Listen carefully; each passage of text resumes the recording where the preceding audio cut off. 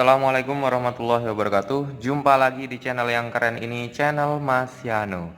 Oke adik-adik, pembahasan soal kali ini adalah mengenai sifat koligatif larutan. Sekali disimak baik-baik pembahasan soal kali ini mengenai sifat koligatif larutan. Oke adik-adik, Mas Yano di sini ada 3 soal yang Mas Yano tampilkan.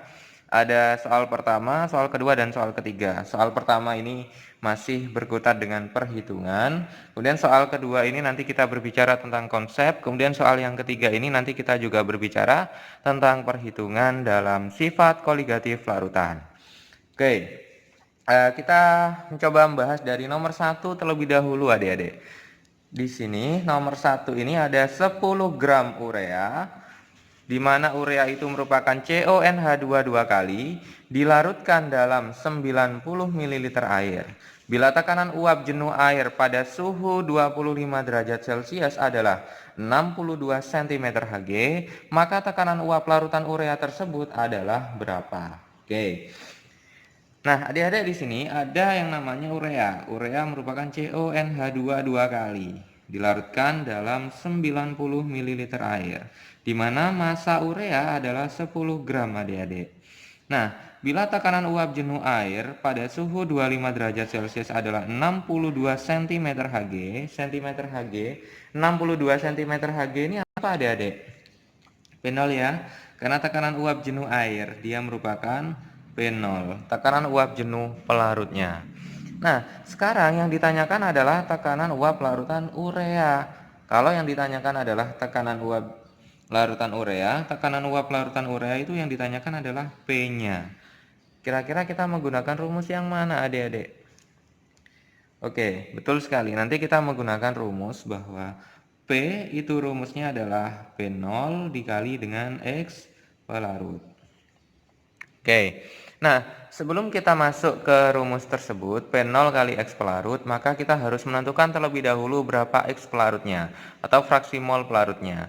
Oke, sebelum kita menentukan fraksi mol pelarutnya, kita harus menentukan berapa N terlarut, berapa N pelarut. Berapa N terlarut, mol terlarutnya berarti rumusnya adalah gram per mr. Sama dengan terlarutnya di sini adalah urea adik-adik. 10 gram ya. Oke. MR-nya berapa adik-adik? Ayo, MR-nya berapa? Oke. Kita tahu bahwa C itu atom AR-nya adalah 12. Kalau O itu adalah 16.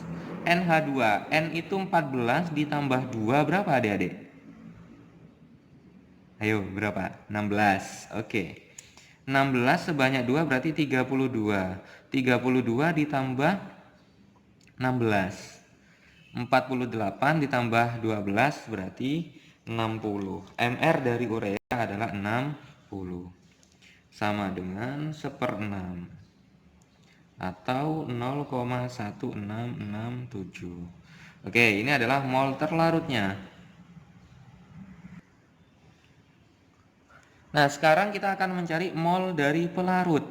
Mol pelarut itu sama rumusnya, gram per mr. Di mana massa dari air itu adalah 90 mili. Oh ya, 90 mili itu sama kayak 90 gram kalau air. Kenapa? Karena massa jenis air itu adalah 1 gram per mililiter. Sehingga massanya adalah 90.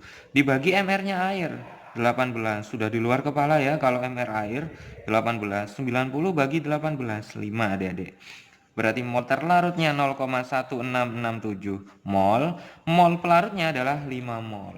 Nah, sekarang kita akan menentukan berapa X pelarutnya.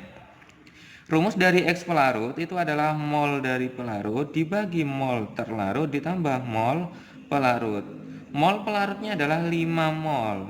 N terlarutnya 0,1667 ditambah 5. Oke. Berapa ini adik-adik? 5 per 5,1667.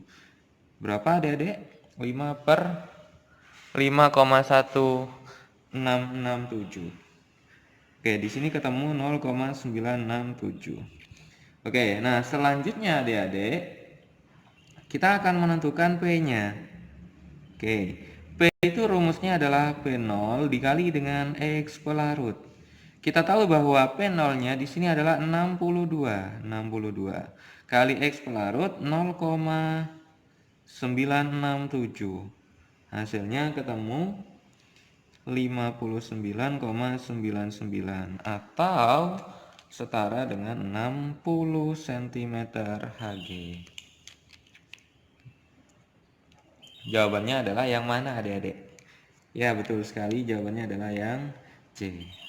Oke, nomor 2 sekarang adik-adik. Perhatikan diagram fasa pelarut murni dan larutan di bawah ini. Oke, yang pelarut ini yang atas ini ya. Yang larutan adalah yang bawahnya ini. Nah, penurunan tekanan uap larutan ditunjukkan oleh gambar. Yang ditunjukkan oleh gambar adalah yang mana adik-adik? Ingat ya, kalau A, B ini dia merupakan delta TF. AB. Kalau CD itu adalah delta TB. Kemudian kalau tekanan uap jenuh larutan itu adalah BE ini, delta P. Berarti yang delta P, penurunan tekanan uap larutan itu kan ditunjukkan oleh nomor berapa adik-adik? Oleh gambar yang mana? BE ya. Oke, jawabannya adalah yang A. Oke, cukup mudah sekali adik-adik untuk menjawab soal nomor 2 ini. Oke, kita sekarang lanjut ke soal nomor 3 adik-adik. Oke, sekarang kita akan membahas soal nomor 3 adik-adik. Besarnya kenaikan titik didih larutan yang terbentuk dari 17,4 gram K2SO4 jika MR-nya adalah 174 yang terurai sempurna di dalam 250 gram air, KB-nya adalah 0,52 derajat Celcius per molal adalah berapa derajat Celcius. Oke, nah yang pertama yang harus kita lakukan adalah menentukan berapa molalitas dari larutan K2SO4 adik-adik. Menggunakan rumus gram per mr dikali 1000 per gram pelarut. Gramnya punyanya K2SO4 adalah 17,4. MR-nya 174 kali 1000 per massa pelarutnya berapa adik-adik? 250. Oke. Ini bisa dicoret ya adik-adik. Nah ini juga. Oke. Ini adalah 10, ini adalah 4. Berarti 4 per 10 sama dengan 0,4. Oke, 0,4 adik-adik. Nah sekarang kita akan menentukan berapa, apa ini ya, kenaikan titik didih, berarti delta TB-nya. Rumus dari delta TB itu sama dengan M kali KB. Ingat di sini larutannya adalah K2SO4. K2SO4 elektrolit atau non elektrolit? Elektrolit ya adik-adik. Sehingga karena dia elektrolit perlu dikalikan faktor Van Hoff-nya. Oke, kita masukkan satu persatu. Ini 0,4, KB-nya 0,52. I-nya berapa adik-adik? Ayo, I-nya berapa? Karena seringkali adik-adik ini lupa I-nya itu berapa kira-kira. Oke, kalau dia diionisasi K2SO4 itu dia akan menjadi K+, 2K+, plus SO4 2-. Sehingga jumlah I-nya adalah 3. Jumlah molnya adalah 3, jumlah ionnya adalah 3. Karena ionnya di sini terurai sempurna, artinya alfanya sama dengan 1. Sehingga I sama dengan jumlah ionnya 3. Oke, dikalikan semuanya ketemu 0,624 derajat Celcius. Jawabannya adalah yang C. Oke adik-adik, cukup mudah sekali ya menjawab soal-soal sifat koligatif larutan ini. Pada dasarnya soal-soal sifat koligatif larutan itu macam-macamnya seperti yang sudah Mas Yano upload di video-video sebelumnya dan video kali ini. Oke adik-adik, semoga kalian bisa lebih paham materi sifat koligatif larutan ini. Mas Yano doakan apabila nanti kalian ulangan harian, kalian bisa mengerjakan soal-soalnya. Oke, Mas Yano akhiri. Wassalamualaikum warahmatullahi wabarakatuh.